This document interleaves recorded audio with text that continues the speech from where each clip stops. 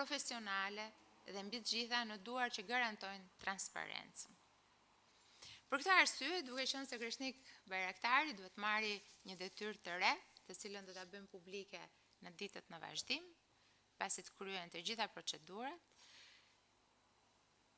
stafetën do t'ja lë një tjetër kolegu të mirë, që unë e kam njohur në punë dhe njerëzit njihen në punë, thuat. E kam njohur vite më parë, kur kemi qenë koleg të dy qeverive, ai drejtonte Ministrinë e Mjedisit, të infrastrukturës dhe planifikimit hapësinor. Dhe ky është Libur Narliu.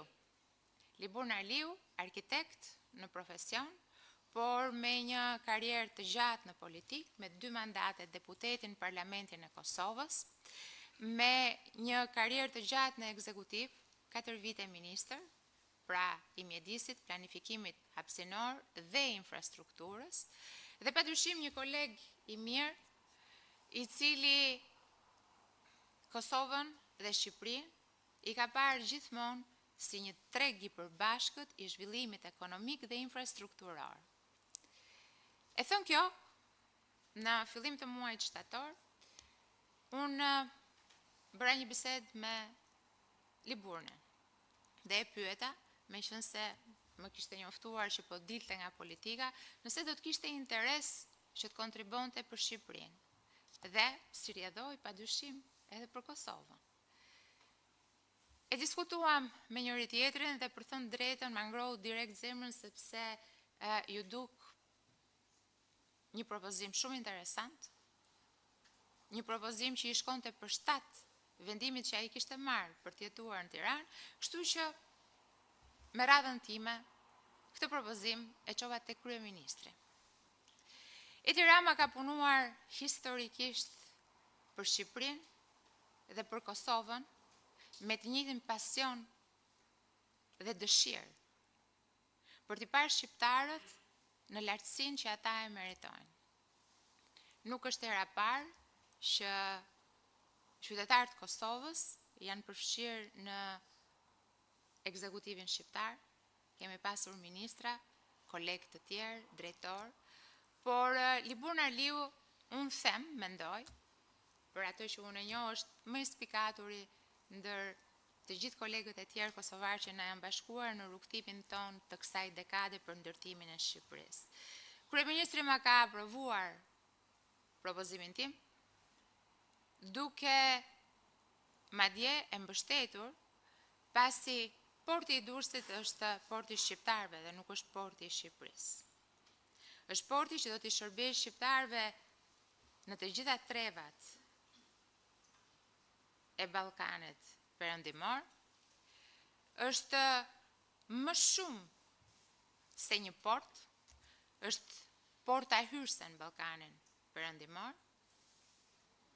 për komponentët më të rëndësishëm që janë komponentët ekonomik, por sigurisht dhe ata të sigurisë.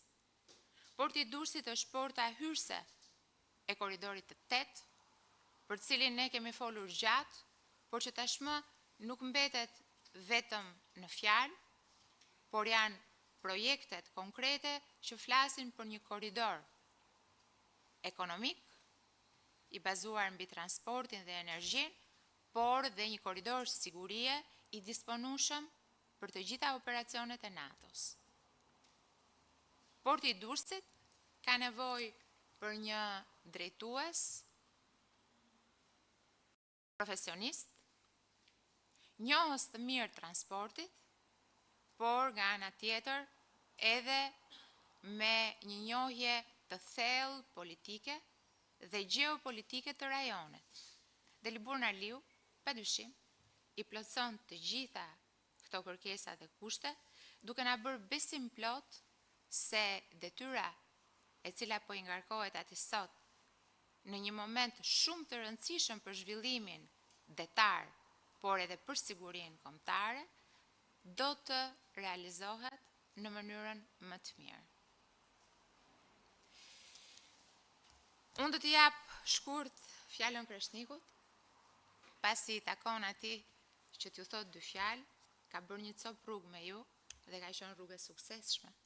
Dhe më pas do t'ja kaloj fjalën Libor Aliut, I cili sot merr stafetën dhe që prej këtu e tutje ato rrugtim I cili do t'na çojë drejt realizimit të një plani strategjik për transportin detar do t'jetë në duart e tij.